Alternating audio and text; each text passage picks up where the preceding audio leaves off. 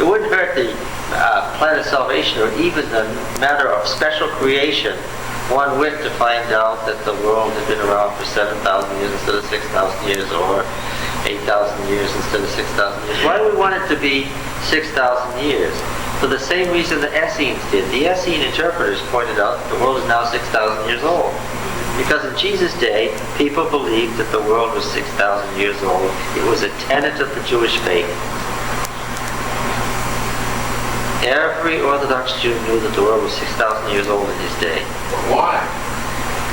But why did they believe it? It was based on the genealogy. Yeah, because their genealogies, because they had numbers that told them so.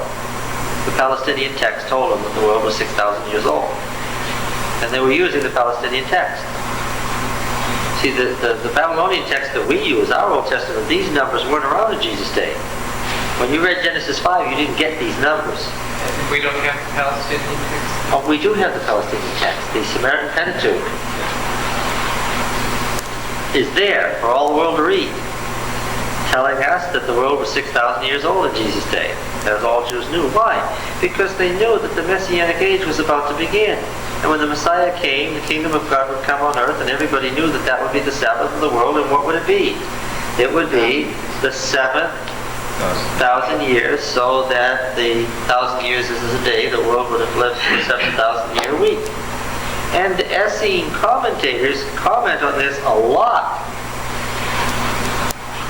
And it's disappointing, because when you're reading this this scroll from the Dead Sea Scrolls that's extra biblical, and it's a commentary on Habakkuk, and you're reading this stuff about, and there's going to be 1,000 years when sin won't reign on the earth, but righteousness will, and that's the age of the Messiah, the 7,000 years, the Sabbath of the world. It's disappointing to find out that somebody who lived 50 years before Christ believed that, because it's just what you might hear at any San Francisco flat.